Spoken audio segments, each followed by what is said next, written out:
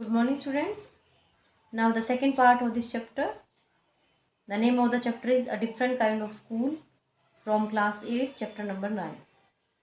What do you think could be seen from the window? जिस time पर narrator को ये कहा गया कि आप विंडो से बाहर देखिए, तो ये क्वेश्चन बनता है कि आपको क्या लगता है कि विंडो से बाहर जब देखा तो उसने क्या देखा? तो नरेटर ये कहते हैं कि I see some very beautiful gardens grounds. उसने ये कहा कि मैंने बहुत ही सुंदर ग्राउंड देखे। आई sad and a lot of jolly children, बहुत ही प्यारे से बच्चे थे। It pains me though to see that they are not also healthy. लेकिन जिस टाइम पर नरेटर ने उनको ग्राउंड के अंदर देखा तो उसने कहा कि मुझे इस बात का दुख हुआ कि वो बच्चे हेल्दी नहीं थे और एक्टिव भी नहीं दिखाई दे रहे थे। When I came in, I saw one poor little girl being led about. She has some trouble with her eyes. मैंने एक लड़की को देखा जो वहाँ पर आ रही थी और मुझे ये लगा कि उसकी आइज़ प्रॉब्लम है। Now I can see two more with the same difficulty. उसी तरीके से फिर मैंने दो बच्चे और भी देखे जिनको भी यही प्रॉब्लम थी। There is a girl with a crutch watching the other at play. She seems to be hopeless cripple. दूसरी तरफ मैंने ये देखा कि एक लड़की और थी। क्रच मीन जो बैसाखी होती है, जिसके सहारे जो है कोई लैम पर्सन होता है वो चलता है। तो उस बैसाखी के सहारे एक लड़की थी, वो भी चल रही थी।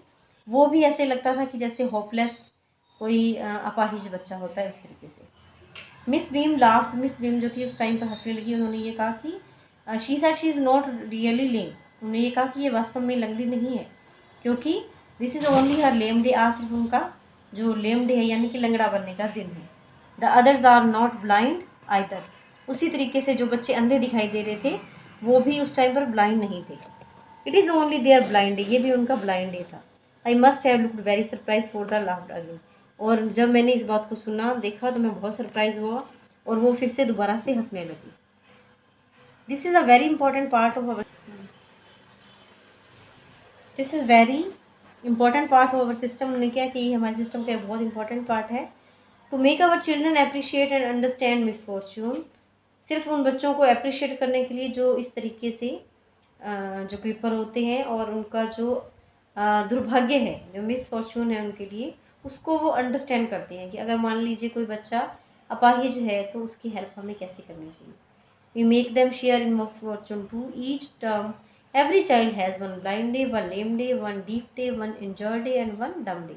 उन्होंने कहा कि इसी तरीके से रोटेशन में हर एक बच्चे का एक ब्लाइंड डे फिक्स किया गया जिस दिन वो बच्चा अंधा बनता है। एक दिन एक बच्चा लंगड़ा बनता है। एक दिन ऐसा आता है जब एक दिन किसी बच्चे को बहरा बनना पड़ता है। एक दिन ऐसा डिसाइड किया गया जिसके अंदर बच्चे जो है वो जख्मी होता है और एक दिन जब वो बिल्कुल ही गूंगा होता है। During the blind day their eyes are bandage absolutely and they are on their honour not to peep. अब जिस दिन ब्लाइंड डे होता है उस दिन क्या करना होता है कि जो बैंडेज है वो पूरी तरीके से उनकी आंखों पर बांध दी जाती है और वो अपनी पूरी ईमानदारी से झांकते भी नहीं उस पट्टी में से। The bandage is put on overnight so they wake blind. जो पट्टी है उनके पहले ही पूरी रात बांध दी जाती है ताकि जिस दिन वो उठें तो उन्हें ये लगे कि आज उनका ब्लाइंड डे है। This means that they need help with everything. इसका मतलब ये हुआ कि उन्हें हर एक की ज़रूरत जो है वो उनको महसूस हो कि हमें भी किसी की ज़रूरत पड़ेगी। Other children are given the duty of helping them and leading them above. दूसरे जो बच्चे हैं उनकी उस दिन हेल्प करते हैं और उन्हें लीड भी करते हैं। They all learn so much this way. उसी तरीके से जो दूसरे बच्चे हैं वो भी इस बातों को देख के सीखते हैं, जैसे कि both the blind and the helpers. There is no misery about it. इसमें कोई भी ये दुख लाने वाली बात नहीं है। मिस बीम कंटिन्यू, लगातार वो बोल रही थी, everyone is very kind and it is really something of A game. उन्होंने ये कहा कि ये हर एक के लिए बहुत अच्छी बात है क्योंकि इसमें हर एक काइंड पर्सन बनता है। Before the day is over even the most thoughtless child realise what misfortune is. इस दिन क्या है कि हर एक बच्चे की जो थिंकिंग है वो चेंज हो जाती है और उन्हें ये रियलाइज़ होता है कि जो दुर्भाग्य है वो क्या है। The blind day is of course really the worst, but some of the children tell me that the dumb day is the most difficult.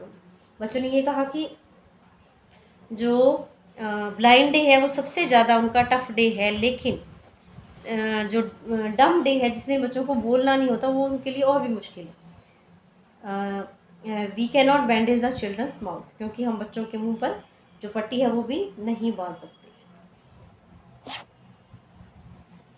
Next is so they really have to exercise their will power. इससे क्या होता है कि उनकी जो will power है वो बढ़ जाती है। Come in to the garden and see for yourself how the children feel about it. उन्होंने वो उनको गार्डन में लेके गई, उनको ये कहा कि आइए गार्डन में चलते हैं और आप देखिए कि बच्चे कैसे फील करते हैं। Miss Beam led me to one of the bandage girls, here is a gentleman come to talk to you, said Miss Beam and left us. तो जो मिस बीम थी वो उनको एक ऐसी लड़की के पास लेकर गई जिन्होंने बैंडेज बांध रखी थी। उन्होंने उन लड़की को इधर बुलाया, उनको कहा कि जो जेंटलमैन है वो आपसे बात करना चाहते हैं। मिसेस बीम ने उनको कहा, डोंट यू एवर पीप, कि क्या तुम इसमें से झांकती नहीं हो? I asked the girl. Oh no, she exclaim. तो वो एक्सक्लेम करती है, उसने कहा कि नहीं, दैट वुड बी चीटिंग, क्योंकि ये तो चीटिंग होगी, क्योंकि ये उनका ब्लाइंड डे था तो उन्होंने झांकना भी नहीं होता। But I had no idea it was so awful to be blind, you can not see a thing, you feel you are going to be hit by something every moment, it is such a relief just to sit down. तो उस time पर ये लगा कि उन्होंने ये कहा कि उस दिन तो तुम लोग कुछ देख भी नहीं पाते, तुम्हें ये लगता है कि जिस टाइम पर भी आप कहीं पे जा रहे हो तो आप कहीं न कहीं हिट हो जाओ।